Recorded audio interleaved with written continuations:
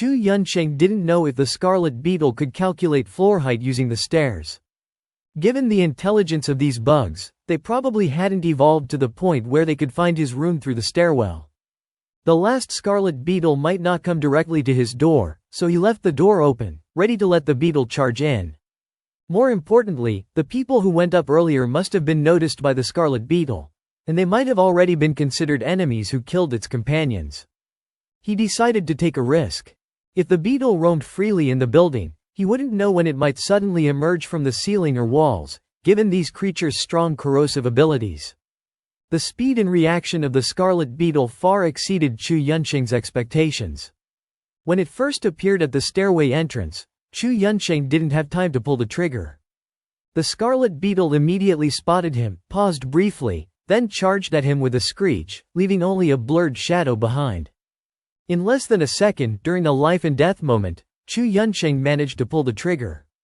He couldn't even check if he hit it, frantically firing another 5 or 6 shots with his handgun.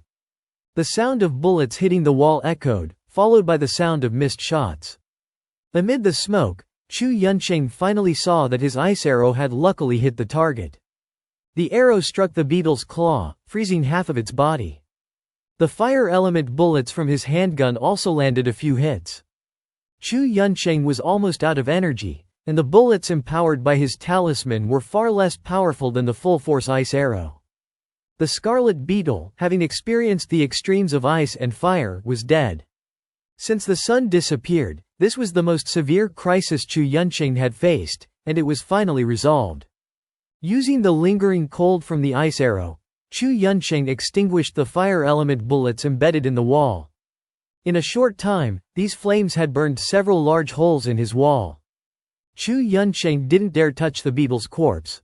He was worried about possible viruses or corrosive substances. After some thought, he decided to use the storage yuan food to store the corpse, thus dealing with it. Most people on the street had fled. Under the military's heavy weapons, dozens of scarlet beetles killed over 100 people, leaving fewer than 10 beetle corpses. These remaining beetles quickly disappeared into the darkness. No one knew when they would reappear. The scattered convoy looked incomplete but still followed the military's armored units, rumbling forward.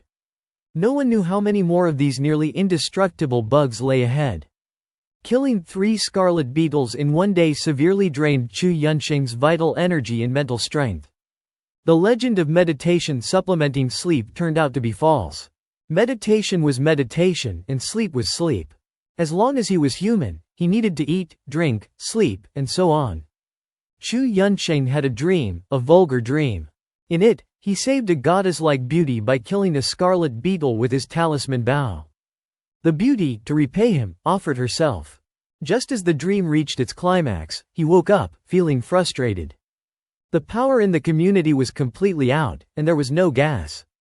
Chu Yunsheng woke up hungry, wanting some hot food.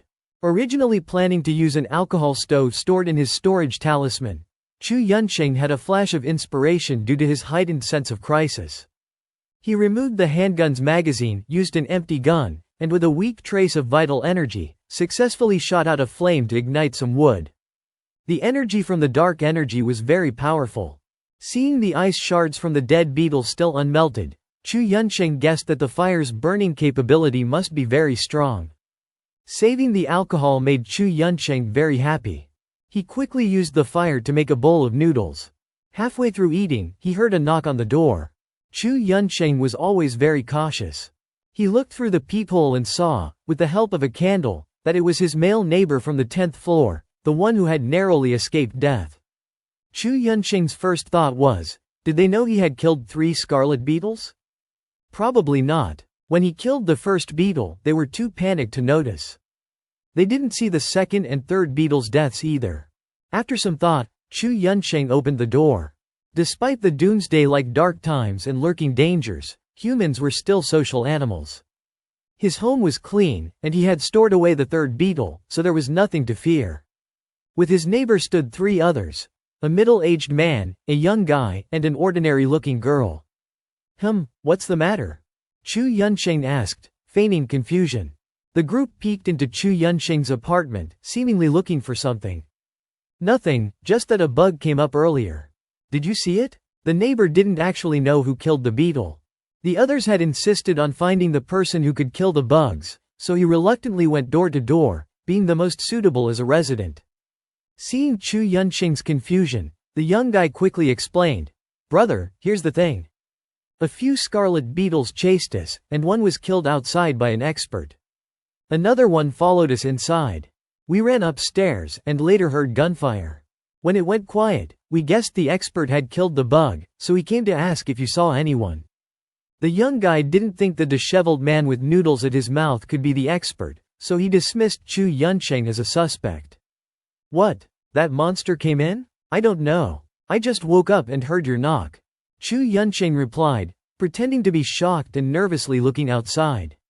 "Really? A monster came in? What should we do?" "Don't worry. There's an expert hidden in this building.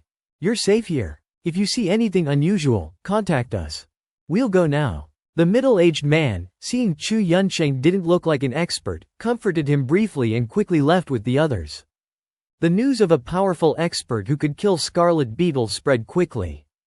The whole community was abuzz. Even the nearby communities felt a sense of relief. The army had no effective way to deal with the beetles, leaving people in deep crisis. This hopelessness led some fragile-minded people to commit suicide. The remaining people could only hope not to encounter the scarlet beetles. Now, the appearance of an expert who could easily kill the beetles made people feel they had found a protector. Food and safety were the two immediate threats to life. Food could be managed for a while with careful rationing, but safety was uncertain. Demons lurking in the darkness could appear at any time. In Chu Yunqing's community alone, there had been at least 3 beetle attacks. None survived. The corpses were horribly mutilated, brains sucked dry. The terrifying scenes left witnesses mentally devastated. Staying close to the expert was the only safety. This expert was on the 8th floor, but who was he? Finding him and seeking his protection was on everyone's mind.